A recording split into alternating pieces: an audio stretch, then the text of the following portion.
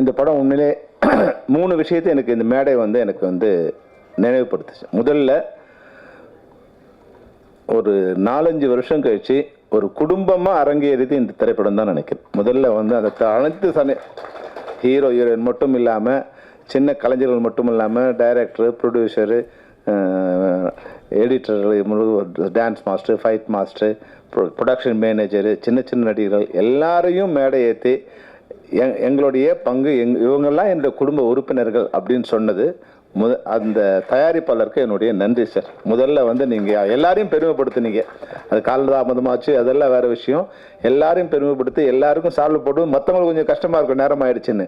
ஆனால் அந்த சிறு கலைஞர்களுக்கு வந்து அந்த சால்வையை வாங்கும்போது அவங்களுடைய வாழ்க்கையில் இது மிகப்பெரிய ஒரு சந்தர்ப்பமாக இருக்கும். அதனால பரவாயில்ல, கொஞ்சம் நேரம் வெயிட் பண்ணுறதில்ல, அதனால எந்த தவறும் இல்லை. ஏன்னா எவ்வளோ நேரம் பல பெரியவங்களுக்காக நம்ம காத்திருக்கோம், சின்ன கலைஞர்களுக்காக நம்ம கொஞ்ச நேரம் இருக்கிறதுல எந்த வருத்தமும் தான் நாங்கள் வந்து அது சந்தோஷமான நிகழ்ச்சியாக இருந்தது. அந்த வகையில் நம்ம உதயசூரியனுக்கு என்னுடைய நன்றி. ஏன்னா கேப்டனை எப்போதுமே வந்து தமிழ்நாடு வந்து ஏமாத்தினதில்லை. அதனால் இந்த கேப்டனையும் தமிழ் திரைப்படத்தில் ஏமாத்தாதுன்னு நினைக்கிறேன் உங்களுடைய. அதனால் நீ நல்ல டைரக்டர் முதல்ல சூஸ் பண்ணியிருக்கீங்க. ஆனால் அவர் நல்லா ஏமாத்திருக்கீங்க. உங்கள் பையன் வளர்ற வரைக்கும் அவனை வெயிட் பண்ண வச்சு அப்புறம் படம் தயாரிச்சிருக்கீங்க. அவன் 2017 கதை சொல்ல வரும்போது உங்களுக்கு வந்து அவங்க பையன் அதுக்கு செட் ஆகலை, கொஞ்சம் சின்ன பையனாக இருந்திருப்பான்னு நினைக்கிறேன். அவர் வளர்ற வரைக்கும் வெயிட் பண்ணி அவனை காக்க வச்சு நீங்கள் டைரக்டர் ஆக்கிறீங்க. தங்கபாண்டி உண்மையாக பரவாயில்ல, பொறுமையாக இருந்து அவர் வந்து சிறப்பாக அந்த படத்தை முடிச்சிருக்கார். அதாவது வந்து 30 நாளில் சொல்லி 23 நாளில் முடிச்சாருன்னு கேட்கும்போது இந்த நூற்றாண்டில் முதல் மனிதனாக நான் அவரை பார்க்குறேன் வந்து.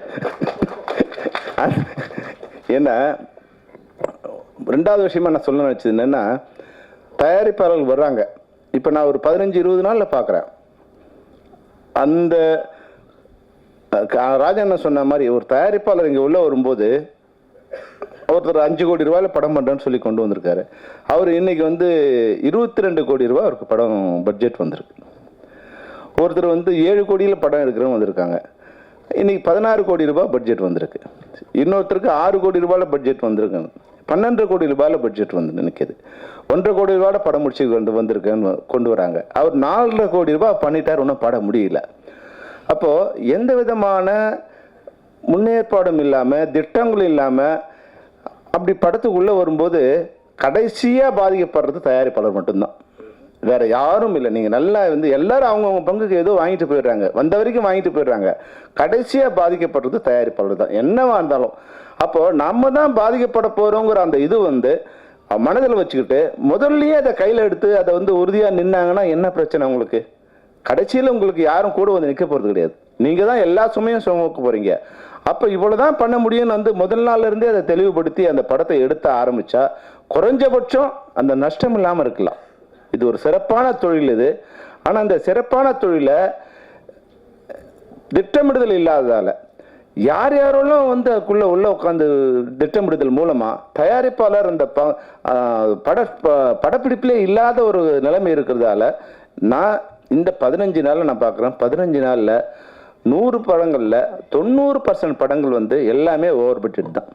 இன்றைக்கி வந்து எங்களுக்கெல்லாம் வந்து கோடிக்கணக்கான ரூபாய் நன்கொடையாக கொடுத்த நிறுவனம் இன்றைக்கி வந்து ஒரு 400-500 கோடி ரூபாய் வந்து அவங்க வந்து ஓவர் பட்ஜெட்டில் நிற்கிறாங்க, லாஸில் நிற்கிறாங்கன்னா இது மாதிரி தயாரிப்பாளர்கள் இருந்தால் தமிழ் இண்டஸ்ட்ரிக்கு ரொம்ப நல்லாயிருக்கும். அதனால் ஏறக்குறைய நம்ம முரளி ராமசாமி சார் அவர்களுக்கு வந்து நான் சின்ன ரெக்வஸ்ட்டு, பெரிய ரெக்வஸ்ட்டு, நம்ம ஒரு 6 மாதமாக உட்காந்து எல்லாரையும் சரி பண்ணி திட்டமிட்டு எது மாதிரியான படங்கள் வந்து என்ன பட்ஜெட்டில் எடுக்கணும், யார் ஆர்டிஸ்ட்டு, யார் கால் ஷீட்டு, இதெல்லாம் ஃபைனல்ஸ் பண்ண பிறகு தான் நீங்கள் படம் தயாரிக்க உள்ள ஷூட்டிங் ஆரம்பிக்கணும் அப்படிங்கிற ஒரு விதிமுறையை பரிந்துரைச்சு நம்ம பண்ணோம். தயவுசெய்து எதையும் மனசில் கொள்ளாமல் சின்ன சின்ன வேறுபாடு, இன்றைக்கி எந்த தயாரிப்பாளரும் அவங்க தான் பாதிக்கப்படுறாங்க. அதனால் அவர்களுக்கு கூட இருக்க சின்ன சின்ன வேறுபாடுகளை கலைந்து தயவுசெய்து திட்டமிட்ட பிறகு தான் படப்பிடிப்பை ஆரம்பிக்க வேண்டுங்கிற ஒரு நிலையை நீங்கள் கொண்டு வரணுங்கிறது இந்த நேரத்தில் நான் வந்து உங்களுக்கு என்னுடைய சிறு வேண்டுகோளாக வைக்க விரும்புகிறேன். இதன் மூலம் வந்து நான் வந்து பெப்சியோட பிரசிடெண்டாக இருந்தாலும், இதன் மூலம் என்னுடைய உறுப்பினர்கள் கொஞ்சம் சில பேருக்கு வந்து மனக்கஷ்டங்கள் இருந்தாலும் இந்த இண்டஸ்ட்ரி இருந்தால் தான் நாங்கள் இருக்க முடியும்.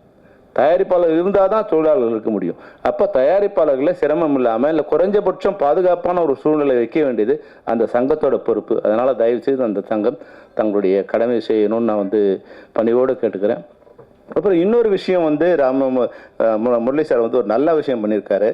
இதுக்கு முன்னாடி வந்து நம்ம அசிஸ்டன்ட் நடிகர் வந்து சுப்பிரமணி பேசினார் இல்லையா, சூப்பர் குட் சுப்பிரமணி, அந்த வார்த்தையோட வலி வந்து நீங்கள் நல்லா யோசிச்சு பாருங்கள். காய்கறிகளில் கருவேப்பிலை குஸ்ரா கொடுத்தா கூட வாங்குறாங்க, நாங்கள் படத்தை அந்த மரியாதை கூட இல்லைன்னு வந்து அவர் 2 படம் பண்ணார். அதில் ஒரு படம் பார்த்தா நல்ல படம், ஆனால் அதை வாங்கவே ஆள் இல்லாத, கருவேப்பிலைக்கு இருக்கிற மரியாதை கூட என்னோட படத்துக்கு இல்லையேங்கிற அந்த கண் கலங்க அவர் சொல்லும்போது, அதுதான் இன்னைக்கு சிறு படங்களோட நிலைமையாக இருக்குது. அந்த திரைப்படங்களை முரளி சாருக்கு வந்து அப்பா வந்து சொத்து கொடுத்தாரோ சுகம் கொடுத்தாரோ தெரியாது, ஆனால் வந்து தேனாண்டாளுங்கிற வந்து தமிழ்நாடு முழுக்க எல்லா இடத்துலையும், அது சின்ன பையன்லேருந்து பெரிய ஆட்கள் வரைக்கும் தேனாண்டால்னா ஒரு நல்ல கம்பெனின்னு தெரியும்.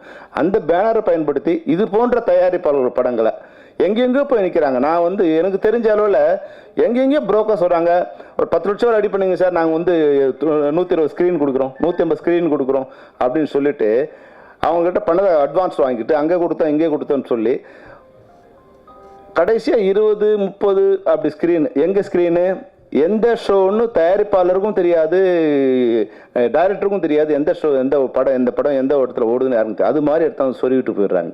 அப்போ அந்த படம் வந்து வர்றதே தெரியாது. முதல்ல யாராவது நம்ம சொல்லி இப்போ சொன்னார் நாங்கள் திருநெல்வேலியில் படத்தை பார்க்குறோன்னு, எந்த தேட்டரில் படம் ஓடுன்னு தெரிஞ்சால் தானே போய் பார்ப்பீங்க. நாங்கள் அது உங்களுக்கு சொல்லவே மாட்டோம். இல்லை, படம்லாம் ஓடி முடிஞ்ச போது தான் தருவோம். பேப்பரில் இருக்கிறதுக்கும் படம் ஓடுறதுக்கும் சம்மந்தமே இருக்காது.